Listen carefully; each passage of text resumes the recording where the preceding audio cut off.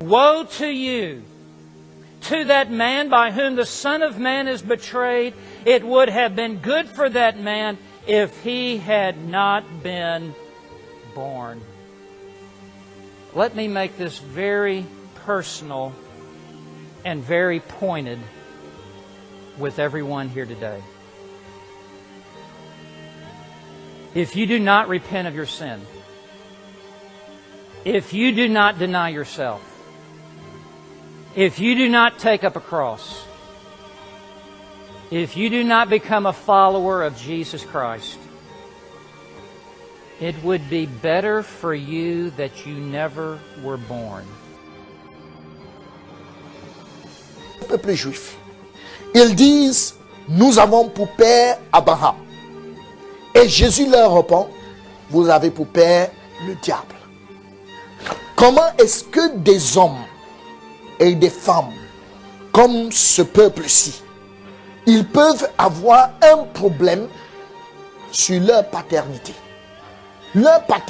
et leur destination? Ils se disent, nous allons au ciel. Mais en fait, Dieu leur dit, vous allez en enfer. Donc pendant qu'ils disent, nous allons au ciel, en fait, ils sont très convaincus qu'ils sont en train d'aller au ciel. Donc, Dieu leur dit, bien que vous soyez convaincus, vous êtes quand même en train d'aller en enfer.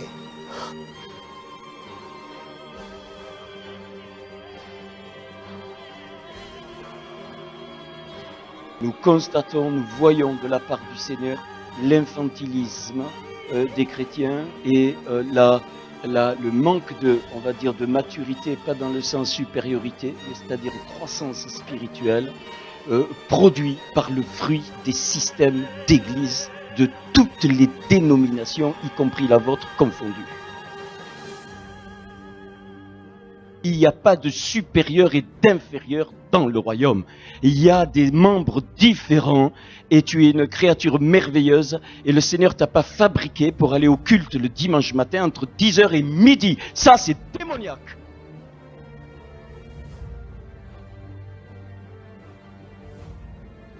C'est tous les jours que tu dois être un sacrifice vivant pour le Seigneur. C'est tous les jours ton culte au Seigneur.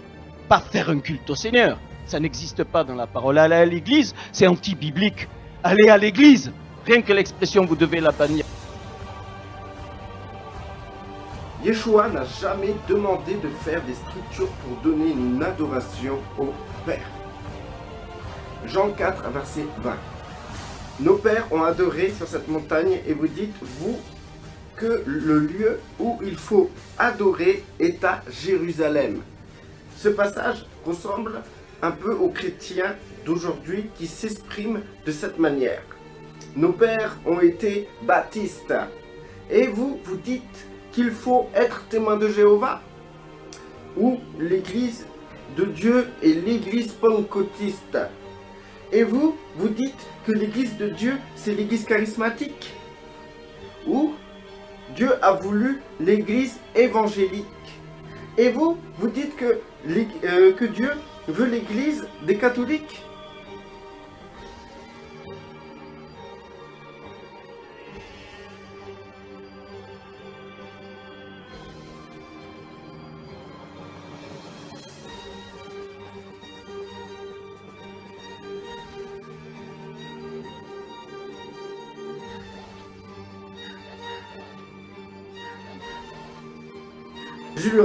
Jésus lui a répondu. Dans Jean 4, verset 21, « Femme, lui dit Jésus, crois-moi, l'heure vient où ce ne sera ni sur cette montagne, ni à Jérusalem, que vous allez adorer le Père. » Je peux dire ainsi, chrétiens, vous dit Jésus, croyez que l'heure a été venue où ce n'est pas chez les baptistes, chez les pentecôtistes, chez les charismatiques, chez les évangéliques, chez les catholiques et chez les témoins de Jéhovah que vous adorez le Père. Je tiens à faire une petite précision, le Saint-Esprit n'est pas pentecôtiste, n'est pas baptiste, n'est pas charismatique, il n'est pas témoin de Jéhovah, il n'est ni évangéliste. J'entends également des gens dire je suis catholique, nous sommes tous catholiques chez nous. Ça fait quoi alors? Jésus ne connaît pas catholique, protestant, pentecôtiste et autres bêtises qui sont des raisonnements humains non régénérés. Amen. D'autres encore plus fous que les premiers disent, je sais qu'il y a 3 églises, comme il a dit tantôt, protestants et autres. Oh mon Dieu, mon roi. Tu ferais mieux de savoir, de commencer à chercher vraiment d'où cette doctrine qu'on vous a enseigné sort. Beaucoup de personnes ne lisent pas leur Bible. Ils attendent seulement un jour de dimanche pour aller là-bas, suivre ce qu'on va dire. On lit première lecture, deuxième lecture. Après, ils sont satisfaits. Bande d'ignorants. Repentez-vous et donnez votre vie au Seigneur Jésus-Christ. Prenez Jésus-Christ, acceptez-le et vivez conformément à sa parole. Il va chasser quoi? Les changeurs aux tables, les faux prophètes.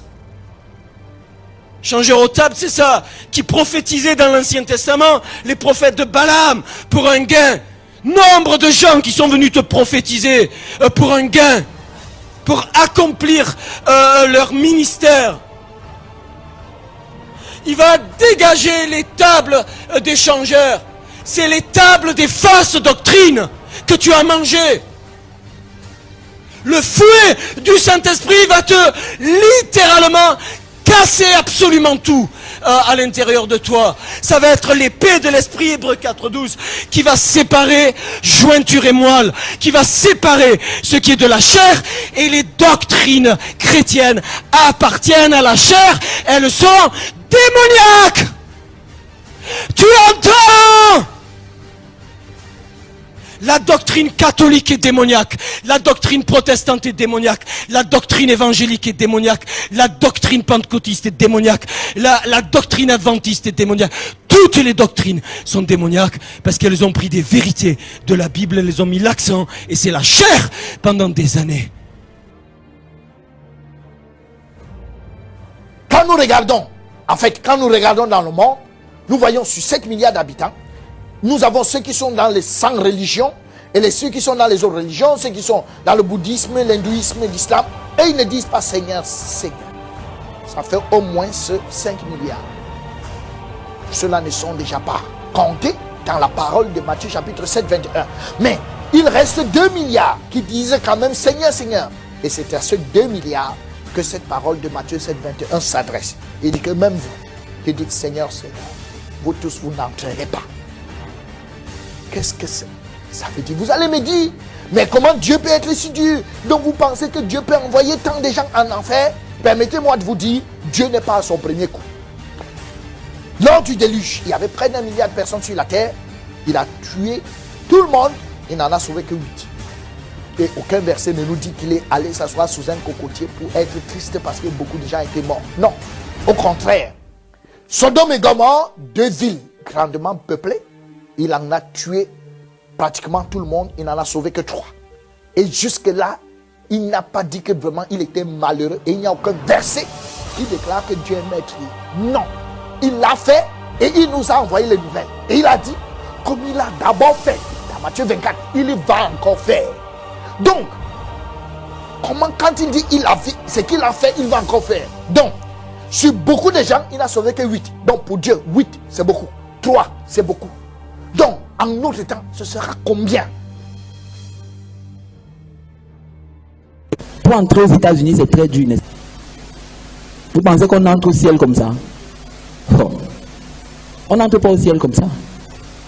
Le ciel est gratuit, mais pour aller là-bas, c'est dur. Je comprends maintenant la parole où Jésus dit que le chemin est resserré. Que peu sont ceux qui trouvent.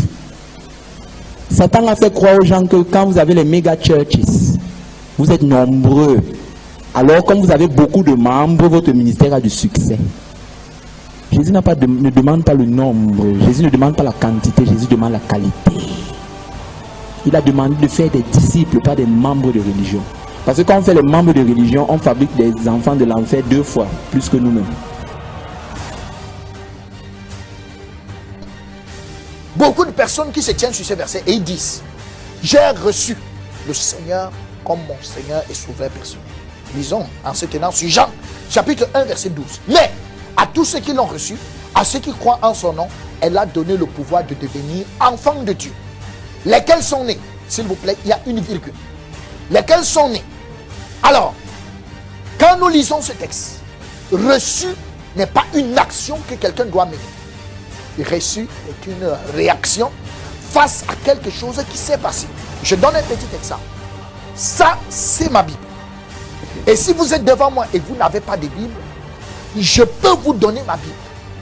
Mais vous ne pouvez pas prier pour enlever ma Bible entre vos mains et qu'elle devienne la vôtre. Non. Si je prends ma Bible et je vous la donne, ça veut dire que vous avez reçu ma Bible. Et alors la seule chose que vous allez me dire, c'est merci. Vous n'allez pas, je ne peux pas vous donner ma Bible et puis vous fermez les yeux et vous dites, maintenant je reçois la Bible. Non, non, non, non, non, soyons sérieux. Donc si je vous donne ma Bible, vous dites merci. Et vous allez recevoir ma Bible parce que je vous ai donné. Et si je ne vous ai rien donné, même si vous priez pour la recevoir, vous n'avez rien reçu. Donc, reçu n'est pas une action. Reçu est une réaction. C'est pour ça que Matthieu 13, verset 23 donne une explication du mot recevoir. Il dit, celui qui a reçu la sémence dans la bonne terre, ce n'est pas celui qui prie, mais c'est celui qui entend la parole et la comprend. Il porte du fruit. On n'a pas dit qu'il entend, il comprend et il prie. Non. Il entend et il comprend. Il entend quoi et il comprend quoi? Je reviendrai là-dessus. Il nous dit également dans Jacques chapitre 1 verset 21, c'est pourquoi, rejetant toute souillure et tout excès de malice, recevez avec douceur la parole qui a été plantée en vous et qui peut sauver vos âmes. La parole doit avoir été plantée. Si ça a été planté, vous avez reçu. Si ça n'a pas été planté, vous n'avez rien reçu. Mais à tous ceux qui l'ont reçu, à ceux qui croient en son nom, elle a donné le pouvoir de devenir enfants de Dieu, lesquels sont nés, virgule, non du sang, ni de la volonté de la chair, ni de la volonté de l'homme, mais de Dieu. Là, nous avons une autre explication. Lesquels sont nés. Une phrase française commence par une majuscule et se termine par un point. Donc, la phrase ne s'arrête pas à tous ceux qui sont nés, à lesquels sont nés, mais la phrase continue jusqu'à Dieu. Donc, elle commence dans le verset 12 de Jean chapitre 1 et s'achève dans le verset 13. Et là maintenant, nous avons une virgule. Et la virgule en grammaire marque une juxtaposition. Ça veut dire la phrase qui vient explique mieux la phrase qui a été énoncée. Et nous allons voir la phrase qui vient. Elle est Jean 1,13. Il dit, lesquels sont nés. Donc pour expliquer reçu. Il dit, lesquels sont nés. Non du sang. C'est-à-dire, un père et une mère nés de nouveau ne donnent pas un enfant né de nouveau. Maintenant, ni de la volonté de la chair. La chair, la volonté de la chair, c'est quoi? Si un homme est mort spirituellement, il ne lui reste plus que la chair. Et on entend des gens qui disent, j'ai décidé de devenir enfant de Dieu. J'ai décidé de donner ma vie. J'ai décidé de recevoir Jésus. J'ai décidé de commencer à aller à l'église. Qu'est-ce qui a décidé? La chair. Et si vous l'avez fait, vous n'êtes jamais né de nouveau. Et vous allez droit en enfer, qui que vous soyez. Depuis que vous l'avez fait, vous êtes bon pour l'enfer. Ni de la volonté de l'homme. Je vois parfois des personnes qui parlent pendant 1 heure, il appelle un individu. Est-ce qu'il y a quelqu'un ici qui veut devenir enfant de Dieu? Donc lui, il demande s'il y a quelqu'un qui veut devenir enfant de Dieu. Et il y a des gars qui répondent, moi je veux. Alors quand il dit moi je veux, c'est clair qu'il n'est pas encore né de nouveau. Donc on lui dit lève-toi. Et il se lève. Parce qu'il veut naître de nouveau, on dit qu'on doit l'aider. Maintenant, on lui dit avance. Et il avance. Jusque-là, il n'est pas né. Et quand il arrive devant, on lui dit, il n'est pas encore né, lève les mains. Il lève les mains et on lui dit, prie après moi. Donc il va naître par la prière. Ce n'est pas biblique. Et ça n'a jamais été biblique. Et ça ne sera jamais biblique. Même si tout le monde le fait. C'est clair qu'il y a erreur. Et si vous l'avez fait, bien sûr vous avez fait ça. Donc même si la semaine dernière ou bien hier ou ce matin, vous avez conduit quelqu'un au Seigneur de cette manière, entre guillemets, conduire au Seigneur, en lui disant répète après moi, vous l'avez trompé parce qu'on vous a trompé et vous finirez en enfer. On dit à quelqu'un, bon là où tu vois, vraiment, il faut inviter Jésus dans son cœur. Non, attends, comment on fait ça? Invite Jésus dans ton cœur. On appelle quelqu'un, on l'amène. On dit, bon, tu vas prier, ferme les yeux, prie après moi. Seigneur Jésus, viens dans mon cœur, viens dans mon cœur. Fais de moi un enfant de Dieu. Mais attends, donc soyons sérieux. Qui a fait ça dans la Bible? Paul n'a pas fait ça. Les apôtres n'ont pas fait ça. Toi, tu as ramassé ça où? Et celui qui t'a fait faire ça, il t'a montré que c'est biblique. À quel niveau? Soyons sérieux. Si tu l'as fait, tu es bon pour la faire. On dit aujourd'hui, est-ce que quelqu'un est prêt à reconnaître Dieu comme son Seigneur et Sauveur personnel? Attendez, qui vous a dit ça? C'est Dieu qui reconnaît ses fils. Ce n'est pas les fils qui se lèvent pour reconnaître vos pères. Vous êtes d'accord avec moi? Que vous-même, un enfant ne peut pas vous attraper en route et vous dire, écoutez, papa, vous êtes très bien habillé, je vais devenir votre enfant. Vous ne pouvez pas le reconnaître parce qu'il vous l'a demandé. Non, nous sommes nés et nous avons des parents. Ce n'est pas nous qui avons demandé qu'ils nous reconnaissent. Mais eux, ils nous ont reconnus parce que nous étions leurs enfants. On n'a rien fait pour ça.